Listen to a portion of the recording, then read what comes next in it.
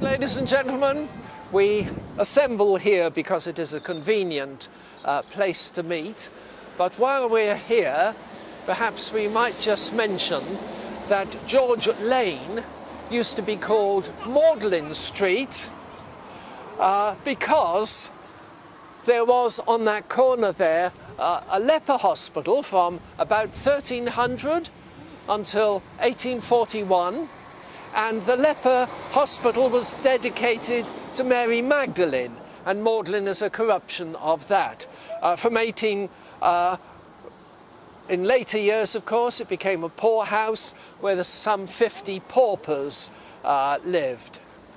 And subsequently called George Lane, although, of course, it was much narrower. I'm sure several of you have seen photographs of it at the time of the Great Blizzard with the trees across and so forth. After the pub, the George, and that's named after George III. On his visit to the southwest, he stopped at Ashburton, had a light meal. He didn't quite finish it, so he asked if he could take the rather special platter with him on the carriage and drop it off on the way. So he left it at the George to be taken back. Being Plympton, we didn't take it back, which is why we've always had very bad relationships with Ashburton. But anyway, let's just move down here a little. We are here with a plaque. There are some 17, I think 18 plaques after this year around the conservation area, and this records that we were an ancient borough some 300 years before Plymouth became an ancient borough, and a stannery town in 1328, one of the 4 stannery towns in Devon, taxes paid to the king, and so on and so forth. And between here and Sheep's Tor, at about that time, this was the main source of tin in Europe. This was the big, before, of course, they had the deep mines in Cornwall. And it's worth remembering that Plympton sent 2 members of Parliament to the very first Parliament, Edward I in 1295, and continued to send 2 members of Parliament for 537 years. I mean, that's quite... But of course, since then, it's been downhill all the way. Right, and we'll do just that. We'll go downhill all the way. Some of you, I'm sure, are aware that when Time Team came here, I wonder if I could just ask you just to step a couple of paces just that way. When Time Team came here, they discovered behind this wall a mound which had up to that time been described as a prospect mound, supposedly where you stood and looked at your garden, which never seemed very convincing. It was the wrong place for that. And they decided, and archaeology since has proved, that behind this wall is a siege motte, a siege mound, which was used, as we shall say later on, in the second siege of Plympton Castle. And on that siege mound, they used trebuchets, giant catapults, and they threw all sorts of nasty things, stones, dead horses, at the defenders of the castle. In the end, of course, the castle surrendered. And why is it here?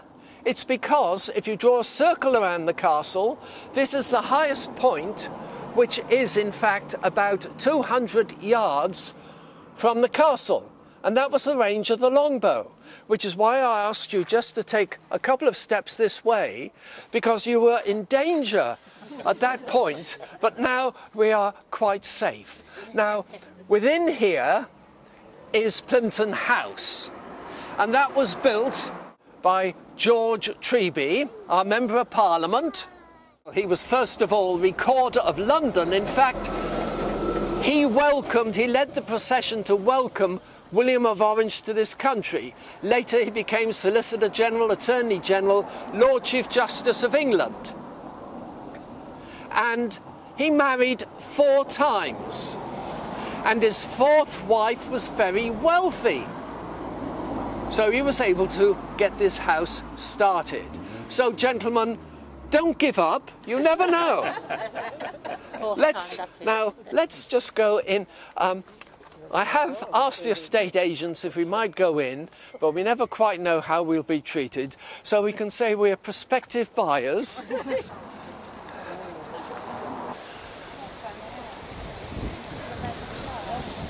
Now, poor George, he did not live long enough to see this completed.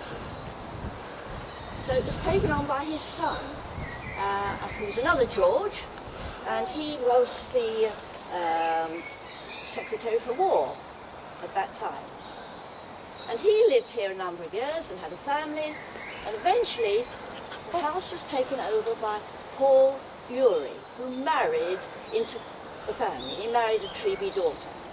Now, you may have seen Paul Urey's portrait in Saltram House, painted by his friend, Sir Joshua Reynolds. Now, after he had lived here for some years, the house was empty. He moved away, and his family. And it was empty for about 40 years. Then it was rented out on various occasions. And one person, family it was rented to, were the Devonshires, the Duke and Duchess of Devonshire. Because the Duke was doing exercises with his military up on Rober Down. But of course they were also friends of the Parkers of Saltram. And eventually it was taken over by a Dr. Duck, who opened an asylum here. And that was continued by a Dr. Langworth. Now, in the censuses of 1861, we read about people living here. They're all named. There is Langworth himself, his wife, his daughters, his 10 servants, and then we come to the people who are here, living here, lunatics. There were 20 male lunatics and 12 female lunatics. They were kept in outhouses. It was called an outhouse asylum. And the outhouses were described as leaking, filthy. They were sleeping either on carpet or on straw. They were, in many cases, chained around the middle and chained around the wrist. And it really was appalling. Eventually it was closed and it was put up for sale. And in 1876, a gentleman by the name of Coppleston-Lopez-Radcliffe. It's a rather fine name. You can imagine him with a little moustache, can't you? You know, not to be trusted with the ladies. He couldn't be trusted with his house, I can tell you. Because he proposed to pull it down and to use this area here, there's quite a lot of open field behind, and also across the road into what is Parfields, because that came as part of the house in the sale, he proposed to build a housing estate. Oh. We think of housing estates as being fairly modern. This was 1876. But there's an article we discovered in a Victorian copy of Country Homes and Gardens, and this is what it said. Coppleston-Lopez-Radcliffe wanted to make or proposed a clean sweep of house and grounds and lay property out as a housing estate. He himself was laid out just in time. Then, of course, it was taken over by a Dr. Aldridge, who had this as his private home here. And if you've been to the exhibition, you may have seen in other places some of the old Victorian photographs of St. Maurice and the people there. There are quite a lot in the exhibition. He was an amateur photographer, and so we are very lucky that we have that, so we know what people were like at the end of the 1800s and the early 1900s. It was taken over in 1934 by the Roman Catholic order, and it's changed its name to St. Peter's, and it became a nursing home. I'm sure some of you are very familiar with that. But of course, it closed, what, 3 years ago? 4 years. 3 years ago. And it's up for sale, ladies and gentlemen. So there you are. We do hope someone will take it on and bring it back into use. Right, let's move on. the house where David Owen was brought up. His father, John Owen, was local GP. His mother, Molly Owen, a very formidable lady, moved from the house with the wisteria to the house next to it in subsequent years. This is for the benefit, really, of those of you who are already lost, because this gives us an idea of why Plympton was the most important settlement in southwest Devon for so many years. It was because it was a natural root centre, recognised, of course, by the Anglo-Saxons, because this was a royal Anglo-Saxon manor, 904, recognised by the Normans. And when you look at these routes, that this was the main way you would have to come if you were going from the South Hams aiming to go west.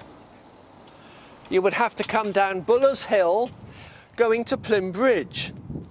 If you look on the other side, of course, this has been obscured by the later Norman development.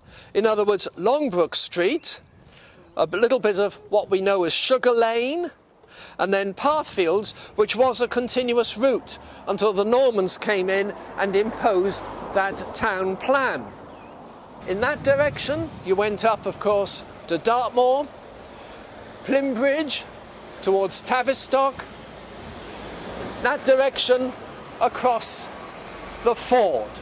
And it wasn't, of course, until something like 1618 or 1619 that the Long Bridge was built at Marsh Mills. It wasn't until 1827 that we had a bridge across at the Lara. You know, everyone from Elberton, Hoo, Plymstock, Pomfret, you know, they came this way. As time has gone on, these bridges have been built. The turnpike in 1770 along Ridgeway, we've been, as it were, left as a little sort of appendix. But we don't mind. Let them get on with it. Right.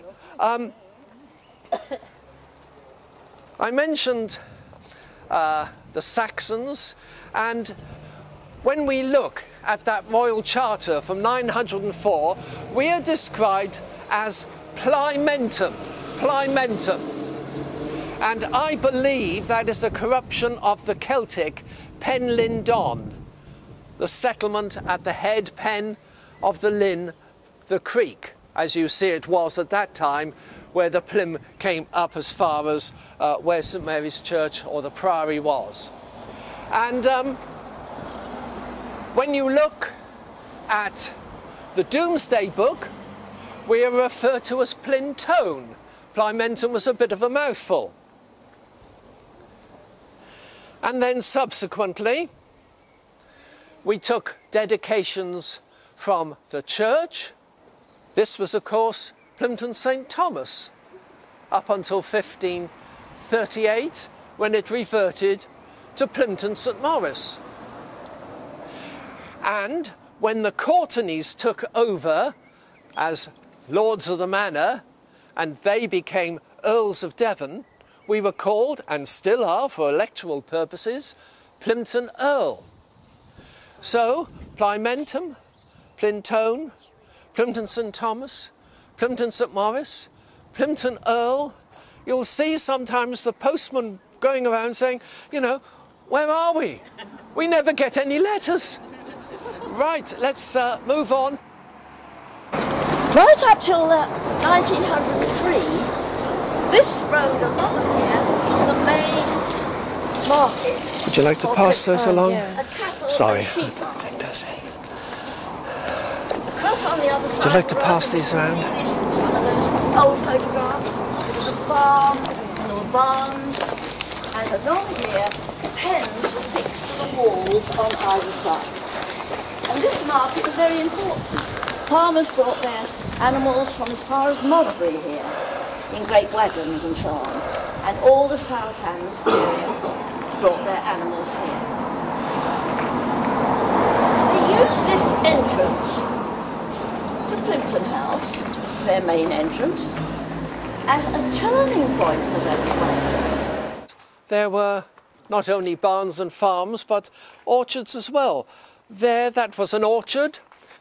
Have a look as you go past. We don't really have time to say very much about that nonconformist cemetery, which we maintain as a sort of mini arboretum. Right, on we go. Right, we have here this very fine cross, and this, in fact, is not a conventional graveyard cross. It is the Plympton Market Cross, and we believe it was somewhere in Fore Street. And no one saw it for many centuries, and it was discovered in the wall of the Guildhall. They would do renovations in our Guildhall in 1821, and they found that it was within the wall, and it is supposed that it was put there to keep it safe from iconoclasts and people who were going around at that time destroying such things as crosses. It was discovered and re-erected here, I think in 1900. It took us a little time to get round to doing it, but it's rather a fine feature. If I could just ask you to pay particular attention to what I regard as lovely examples of domestic Georgian architecture. Nothing grand, but beautifully proportioned. And what I particularly like about them is that they do not have rendering on the face, so that you can see the stone of which they were built. And of course many Georgian houses were like that originally. It's only subsequently that we've put rendering on. Have a look at this west door. Now we know that the tower was enlarged in 1380, but this door can be attributed to between 1070 and 1090. So this makes it by far the oldest church in Plymouth. Right, let's go in. You will see on either side of the altar, of course, depictions of the two patron saints associated with this church. On your left, you will see St. Thomas. As you know, it was 1170 that he was murdered.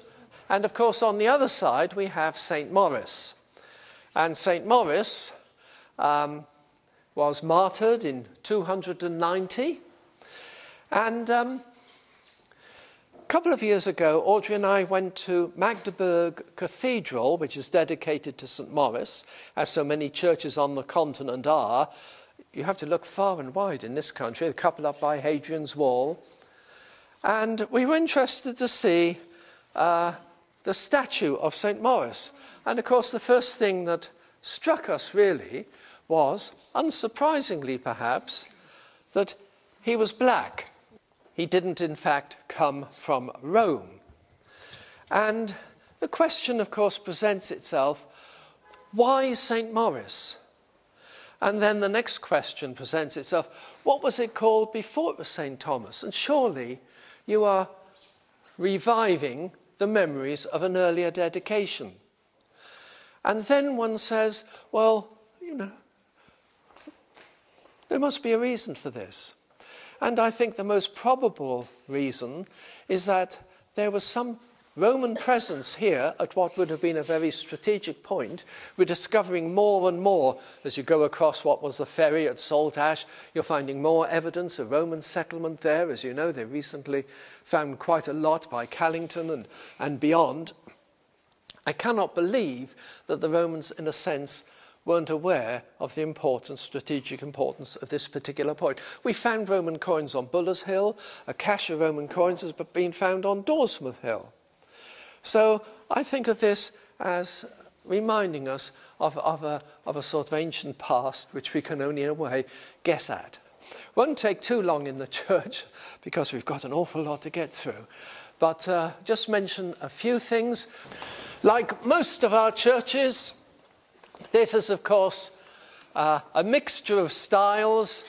Norman, Early English, granite imposts, a lot of perpendicular here. Robra stone, and so on and so forth. But you'll notice there the plaque commemorating Reynolds, Joshua Reynolds. in the corner there is a Jacobean font. Perhaps that is where Reynolds himself was baptised. The windows, mostly local families, Buller's, Aldrich, the photographer who lived in Plympton House and so forth. But the one thing I just point out to you before we go is this window, which is my favourite. This window relates to the Mudge family. Until 1958, General Mudge lived in Sydney House, Dark Street Lane, where the health centre now is. But the Mudges, a very significant family, in my opinion. Zachariah Mudge was Vicar of St Andrews. His son John went to Plympton Grammar School with John Parker, great friends, and he became Dr. Johnson's personal physician. People were sent down from London to consult with him. He became Fellow of the Royal Society, designed telescopes. His brother Thomas went to Plympton Grammar School as well. He was interested in chronometers, in clocks. He made a clock for King George III, the King of Spain.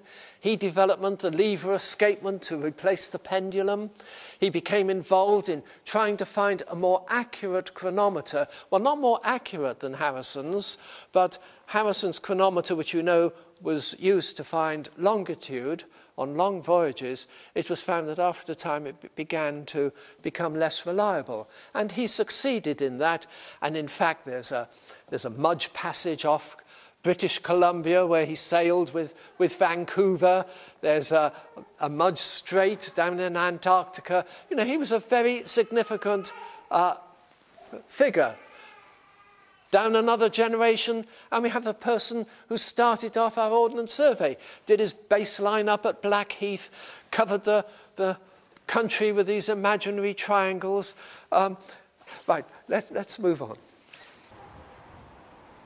Look at the various headstones. One thing one soon recognises is the high infant mortality of the past.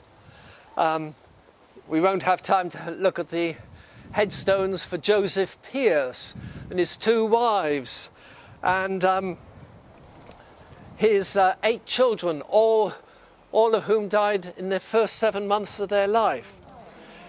60 were buried in 1832 as a result of the cholera. I think they recognised at a fairly early stage that, of course, the problem was water. Water plays an important part, really, in the story of St Maurice. And there was a survey of the water supply. They did this in 1889. 165 surface wells, 124 near closets or drains, 18 homes dependent on a hillside stream, 5 had wells that were often dry or dirty, 2 families relied on rain, 18 houses had no water supply but used 2 open dipping wells. So things weren't too good, but eventually they decided to bring water to St Maurice, and in 1893 in it came, the great ceremonies of turning on the water up where we started at Pocklington. And I came across a letter in an old copy of the Morning News of that period, in which the writer said, "We prefer to take our chance with cholera and the rest than be bullied into health." There you are. They're still around, aren't they? Right, let's move on. Let's just have a quick look at Parthfields, because the setting of St Maurice is as important almost as the town itself. So, this is a very precious bit of open space for people in Plympton, and it was, of course, initially very much associated with the castle. Although, having said that, when Time Team came here, they found traces of medieval terraces just up there, lynchets, so it was farmed, obviously, from a fairly early date. But these fields, lower, middle and upper Castlehays, would have supplied the castle with food. Just along there was a pond in which they kept carp. Subsequently, the field was the fields related to where Plympton House now is, and there are traces where that deer were kept here. It was a deer park. Later on, it was developed in connection with Ridgeway House, which is where Pocklington now stands. Right, on we go. There's evidence that there was a Celtic fort here. Quite when the Celts came here, you know, you had the Bronze Age, they're mostly on Dartmoor. If I had to say when they came here, I'd say approximately 1159 BC, give or take a month or two. Because in that year, Mount Hecla on Iceland erupted, temperatures plummeted, and Dartmoor became less attractive. It was another driving force, and by then, of course, they were beginning to use new technology. They had iron to cut down the trees, they had primitive iron ploughs, so the Celts were here. And then later, of course, the Saxons came, the Anglo-Saxons came. But the Anglo-Saxons, when they came here, they built a fort, and they were worried about the Danes, about the Vikings. And I think it was 997, wasn't it, when the Vikings sailed into Plymouth Sound, went up the Tavy, pillaged Tavistock Monastery, laid waste to Lidford. I've been to the museum in Oslo and seen coins from Tavistock there. Our coins! Goodness me. Should have brought them back.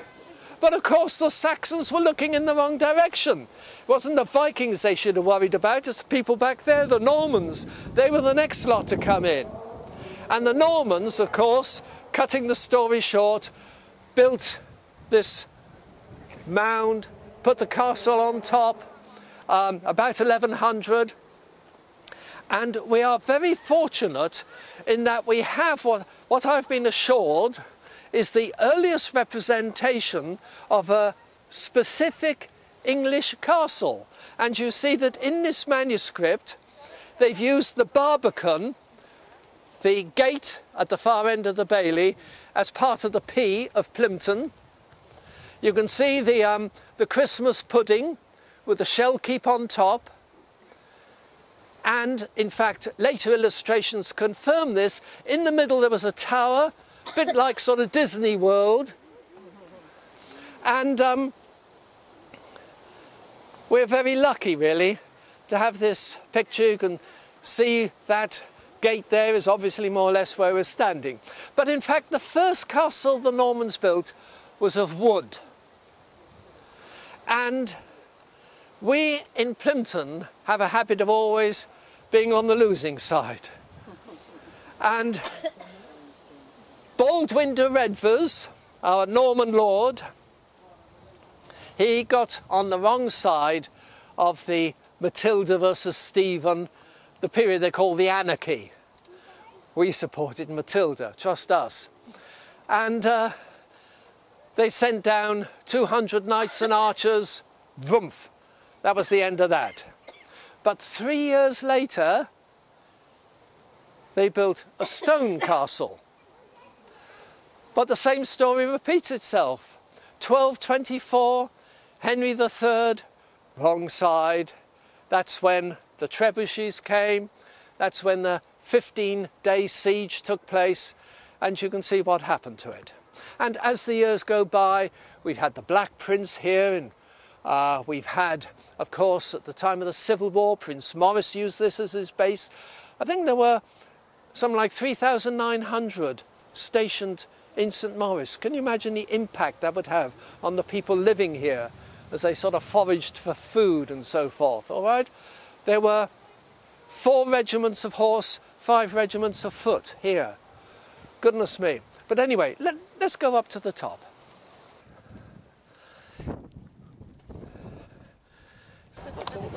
Right, well, here we are on the castle mound. And, well, one can imagine it was a bit of a labour. People with their baskets full of rubble and stones.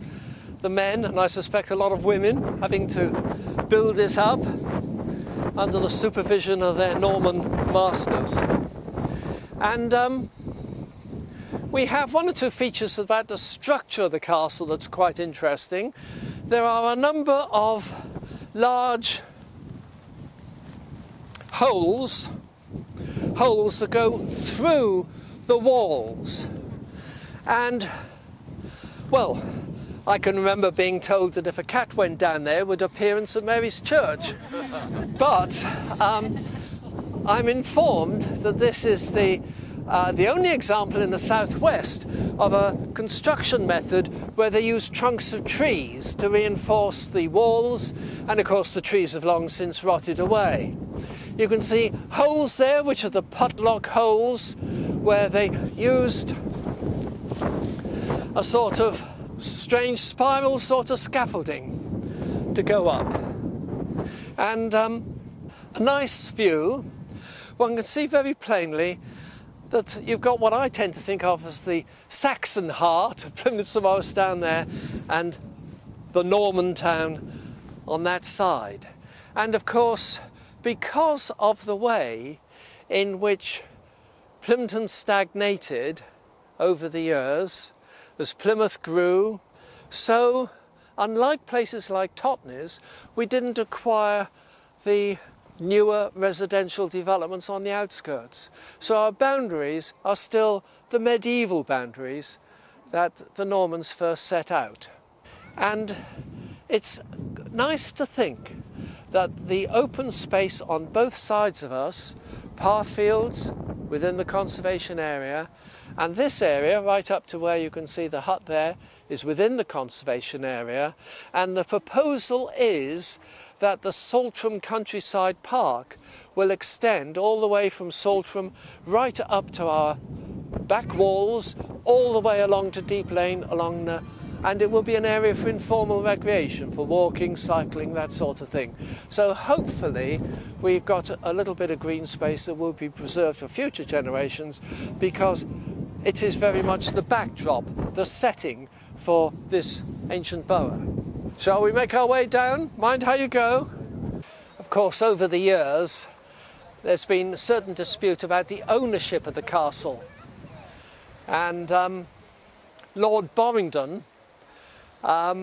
tried to claim it, and he sent a couple of teams of ploughs here to plough it up, which would have, in his opinion, established his ownership, his right to own this area of land.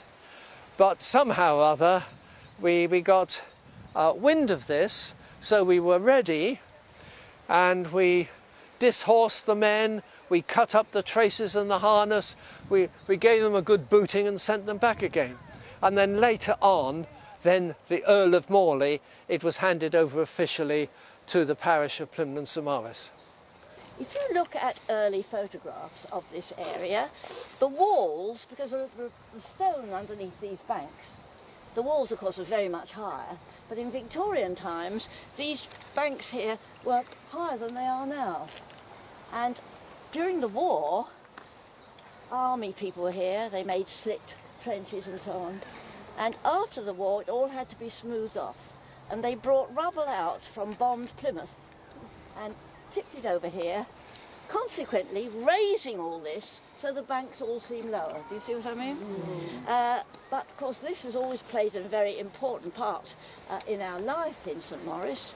As you know, we have our lamb feast here. And I've got here a photograph of a poster on Tuesday and Wednesday, the 14th and 15th of July, 1807. There will be games, pastimes and diversions on the ancient castle of Plympton. There'll be wrestling for a purse of guineas. Yes, the first man got 7 guineas. Cudgel playing for a silver cup. The value was 3 guineas. A jingling match by 13 smart dashing lads for a hat worth a guinea. And also, and you have to use your imagination here I think, grinning, bobbing and diving. But in Victorian times there were various, as we know, jubilees, coronations, and we've got photographs, and you can see we had all sorts of things there, the processions, maypole dancing. Obviously there was food there because there are waiters standing there ready to run a waiters' race with the platters in their hands. But before that, in the middle of the 19th century, they had prize fighting here, and they had all sorts of festivities, but the railway had come to Plympton, which meant that people came out from Plymouth. So on these occasions, not only did you have the local people, you had the gentry who used to sit in their carriages round the edge watching what was going on, and you also got the Plymouth yobbos, and they came out on the train. And some of them came with not very good intent. They came with cudgels and sticks. They were looking for a fight, and they found it when they got up here with the local lads. And there was it got a bit of a riot, and it spread out into the streets. And a man close by the church, by the old Castle inn Inn, there, Castle Inn, he was looking out of the window too far, and he fell out and was killed. A man here, he must have been quite wealthy. I think he had one of those meerschaum pipes, like Sherlock Holmes, and that was grabbed away from him and broken. And there was a man who had one wooden leg, and they grabbed his leg, pulled it off, broke it in two, and then beat him round the head with it. Well, yes, well, we did have the police here. There is a police house down by the next door to the forest. There, and there were one sergeant and two constables. Well, that was fine, except on that occasion, Thank you. in 1866, the two constables were in the pub, and the poor sergeant had to deal with the riots here. 10 years later, the same thing happened, but they provided 99 constables came from all over Devon to keep the peace here. And after that, we didn't have that sort of thing. Right, let's move on. Well, here we are in Fore Street. The Normans basically were businessmen. They were after profit, and they attracted traders, craftsmen here. They wanted to establish markets and fairs. We had 3-day markets every week, 6 fairs a year. And of course, from this, they got taxes. All these houses, which many of them were occupied by the burgesses, by the burghers, the freemen, many of the trades met here in the Guildhall. There's been a Guildhall here since the 13th century. This is the modern building, as you see. It's from 1676. But in here, you had the courthouse. This is where the mayor would sit with his council. And when you look at these old prints, you'll see that at that time, the Guildhall went much further back. The cloisters were deeper. It's been infilled at the front. Over the years, we've had many illustrious members of Parliament, people like Viscount Castlereagh, Sir Christopher Wren, members of Parliament for Plympton Earl. And of course the mayors were from all the leading families of the district. But the one I would like to mention is Sir Joshua Reynolds. Reynolds was elected alderman in 1772 and mayor in 1773. Now Reynolds, who said, "I love every stone in Plympton," was walking in Hyde Park shortly after being made mayor, and he met George III. And the king said to Reynolds, "I hear, Reynolds, you've been made mayor of Plympton." And Reynolds said, "Yes, sire, it's the greatest honour I've ever received." And then he suddenly remembered he'd been knighted by the king a few years before, and he never got on with the king after that. But Reynolds said, "I'm not going to be able to preside over many of your meetings, so I'll send down a self-portrait which can sit over the head of the table." And he sent this down, and apparently it was packed in straw. The paint was still wet. They had a terrible job getting straw off, and of course We, in our penury, eventually sold it. It's in Petworth House now, but we have quite a decent copy actually up there. Mention one member of Parliament, perhaps just got time to mention Richard Strode, because in 1512 he complained that Plympton was being threatened as a port because, as you know, the estuary extended much further up than it does now, was being threatened by the way in which it was being silted up. And the cause was not hard to discover. It was the tin streaming, the washing out of tin on Dartmoor. So he proposed that there should be a restriction on the tinning within the catchment area of the Tory Brook. Anyway, having come down from Parliament, and doubtless with a sort of glow of achievement, he was grabbed by the tinners, taken to their courts. He refused to pay the fine. He was taken off, well, put on a horse backwards, taken off to Lidford Jail, you know, Lidford Castle. He was only there for 3 weeks because, being an MP, he was able to pay his way out. But when he got back to Parliament, he said, I'm going to introduce a law which means that you can say what you like in Parliament without the threat of any sort of legal challenge. And that, of course, is the beginning of parliamentary privilege, which we know all about. It all started here. Everything started here. Well, perhaps not everything, but quite a lot. I mean, why was it? I think we can get a better idea of the industries and so forth if we go on to our next little stop. Tudor Lodge, which of course is distinctively different. I mean, when you look at these houses, I think what we love, those of us who are residents of Plympton-St-Maurice, is that it's quite remarkable. You've got large houses, small houses, cottages, we've got wrinklies, you've got children. It is such a lovely mixed community.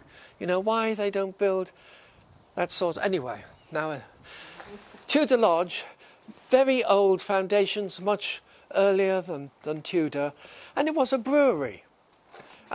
What's beer made of? What's beer made of? Water. Water. Water. Unless you have better beer than I get. Water. Right, let's just go down here. And here we are, of course, a well. And all the houses along here have had wells.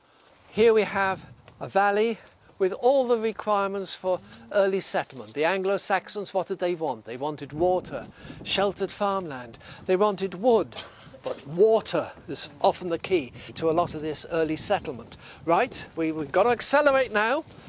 A key to the economic importance of Plympton-St-Maurice were the gardens that lay behind, the burgage plots, the long narrow strips, the width of the frontage of the house. And certainly, well, when we came here, there were sheds on the left where cattle were kept, sheds on the right. It was basically all hard paving. I've met people who can remember coming down the steps up there and getting their milk from here. But not just that. Right, remember, burgage plots, long and narrow. Follow me. And not just cattle, not just cows, of course, but you can see the pig troughs along there. There would have been chickens. There would have been bees, hives. All these gardens, if you look at the old maps, are shown as being full of trees, of orchards. Plympton is the first place in Devon recorded as having produced cider. This is the home of Devon cider. In 1690, we produced 10,000 hogsheads of cider. Cider, beer, St Vincent's, as you probably know, along there, a malt house.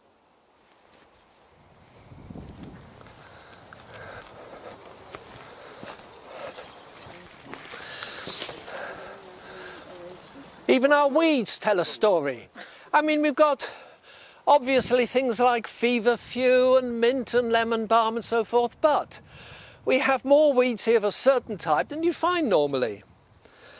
We have soapwort, which comes up everywhere, and that is related to the fact that in the past wool combing, wool spinning was very important.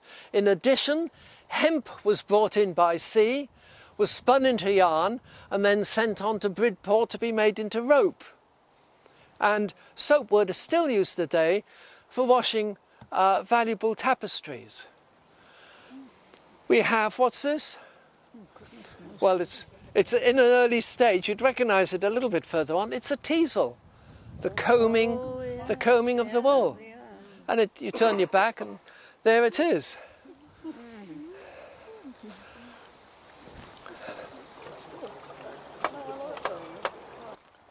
Obviously, a lot of industry was based primarily on agricultural produce, so that, if you like, the production of beer and cider led naturally to coopering.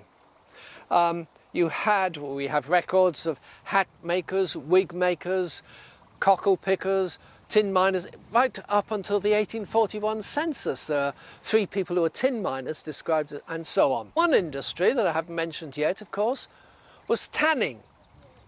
And we have here where hides were tanned. In that tannery, there were 100 pits in which hides were soaked. Don't ask me what they were soaked in. Rather noxious substances. Let's leave it at that, shall we? There were 2 bark mills powered by this stream. What do you think would be perhaps the main thing that would strike you as different if you were to go back into the past and walk along Fore Street? The absence of cars? No. I know what it would be. The smell. Oh. The tanning and hemp are both very smelling things. You had the brewery, you had the cider making, you had the people themselves, you had the animals. I mean, you know, the sort of Downton Abbey type thing never indicates, does it, what it was really like in the past. But, you know, I sometimes think you had the tanneries up there, you had the brewery down there. My goodness me, it must have made the beer taste that little bit better, mustn't it? But this stream, the Long Brook we call it now, but it used to be called Baldwin's Brook after Baldwin de Redvers, and then Ballar's Brook, you know, a key factor in the development of Plympton-St-Maurice, this valley. And here we are standing on fields that the Anglo-Saxons would have had their open fields on. We're standing in areas which would have been farmed over centuries, and hopefully this now as a public open space is an area that we can all enjoy. Right, let's move on. Right, this is of course Tan Lane. Mind the puddles. See all these gardens, long, narrow, width of the frontage. Big house, wide, narrow, etc. Remnants of the much older house here that really intrigued the time team. We don't have time to go into it now. We're now Fore Street again, as you can see. And we've got here a great variety of houses, and we have just 2 or 3 brick houses. This is an old house here, a brick house we know was there in the early 1700s. And if you're walking past here, have a look over the door. You can see 2 things, I don't know whether you can see, one above the other. The top one is of particular interest because it is a fire plaque, and the date when that house was insured by the Sun Life Insurance was 1791. And we know there was a butcher living there at that time. Well, of course, you've all heard of our fire engine, and it would have been possibly, if that had taken fire, it was our fire engine, which some of you know, which still exists, would have gone to put the fire out. And it was housed at that time in a little sort of hut beside the Guildhall. So that was pulled out. Of course, you needed a bit of something to pull it. And the most difficult job was getting the horse. The horse, quite often, would be grazing in the fields at the back. That wasn't too bad. but on one occasion recalled in 1922. Because believe it or not, that fire engine was still being used up until the 1920s. This journalist in 1922 came to St. Maurice, and there was a fire call. And he saw the engine being pulled out, he saw the men all arrive, he saw the fire chief. Where was the horse? Well, the men all got into a cab and disappeared towards the fire and left the fire engine in the middle of the road here. He asked, what's happening? Oh, they've got to catch the horse, of course, and it's out on milk rounds. So they had to wait for it to come back.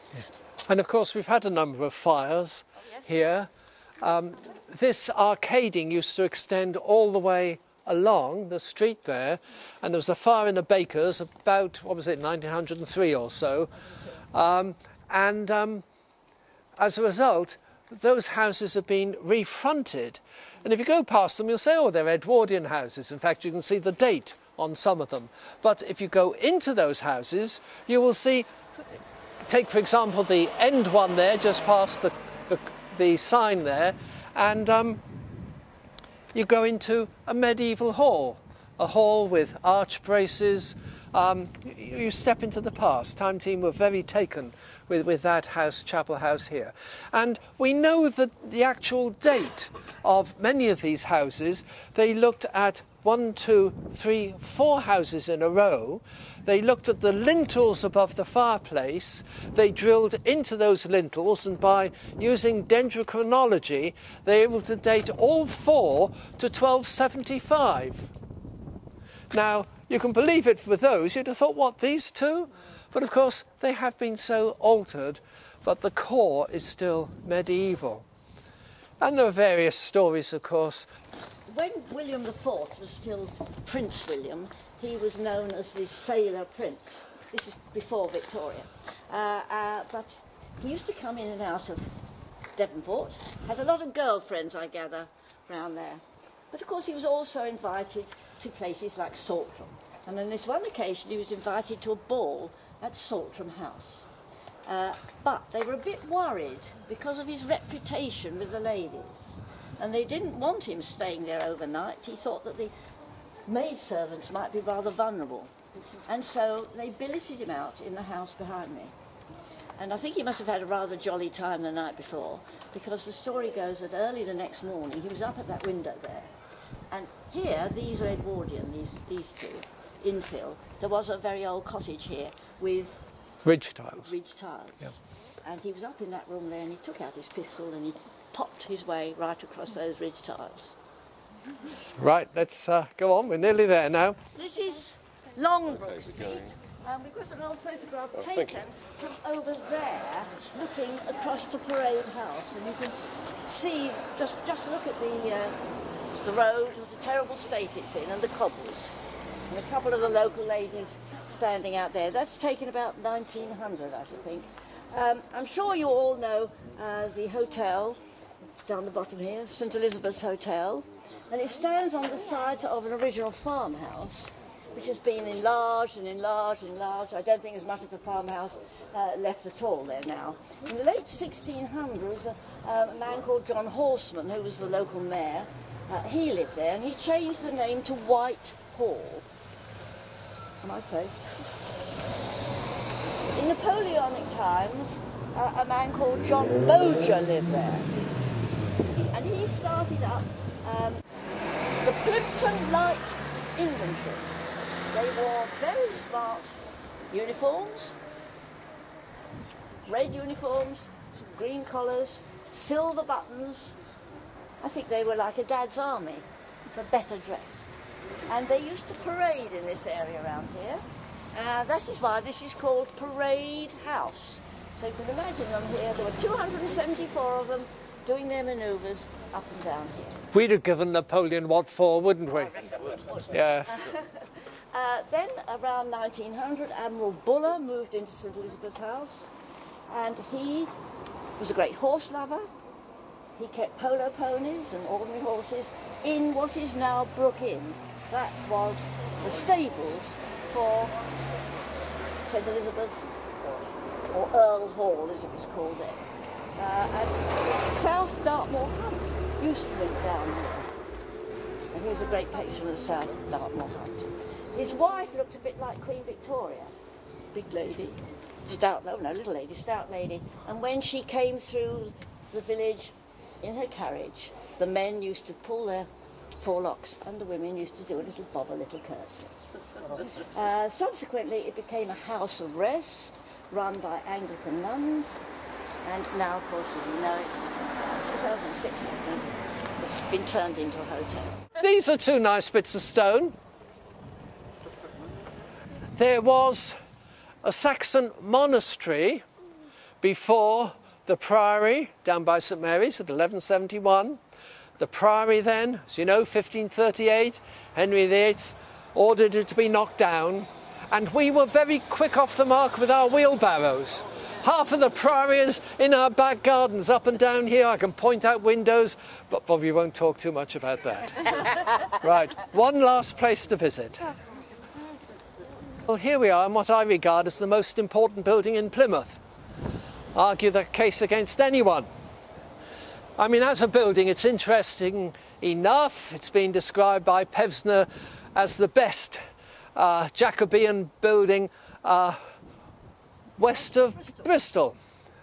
And it is a fine building. And its provenance is quite interesting. Lees Heel, local landowner, became treasurer to James I.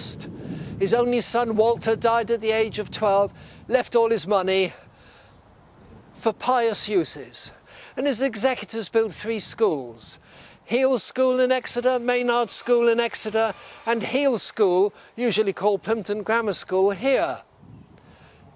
So the grammar school started here in 1658. But what is remarkable about it, of course, is that it is the cradle of English art, in that the 7th son of Samuel Reynolds was the 4th headmaster, the 7th son was, of course, Joshua Reynolds.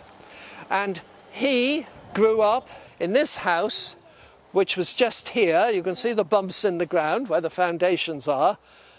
The thing about Reynolds, by becoming first president of the Royal Academy and a very active president, and through his discourses, through his social circle, you know, friends like Garrick and Sheridan, Johnson, Burke, and so forth, Goldsmith, you know, he was the heart of society in the 18th century. And he transformed the status of English art so that it was no longer just a craft, but it was on a more equal footing with literature, with architecture, with the theatre. So he was undoubtedly the most important artist of the 18th century. He was followed here, head boy in 1801, by Haydn, Benjamin Haydn, an artist inspired by Reynolds, very much part of the Romantic movement, anti-slavery, friends of Lamb, Wordsworth, Keats. Wordsworth and Keats both wrote sonnets in his praise, always pressing the idea for education in art. And it's because of him that we have the Royal College of Art. And then he was followed by another pupil, Charles Locke Eastlake. And Charles Locke Eastlake, well, yes, he became president of the Royal Academy, but the most important thing about him is that he was the first director of the National Gallery, you know, in Trafalgar Square. He went throughout Europe. He acquired basically over 100 paintings. When you go to the National Gallery, you're seeing basically what Eastlake gave us. He revolutionized the way in which paintings are hung, displayed. And he was the man to go to in so many ways. He was the secretary of the Fine Commission of Arts. He was involved in the Great Exhibition, in the redecoration and furbishment of the Houses of Parliament. He was the first president of the Royal Photographic Society. And you would have thought that with that sort of history here, a place like this would have greater recognition. Thank you all very much, ladies and gentlemen. Thank you.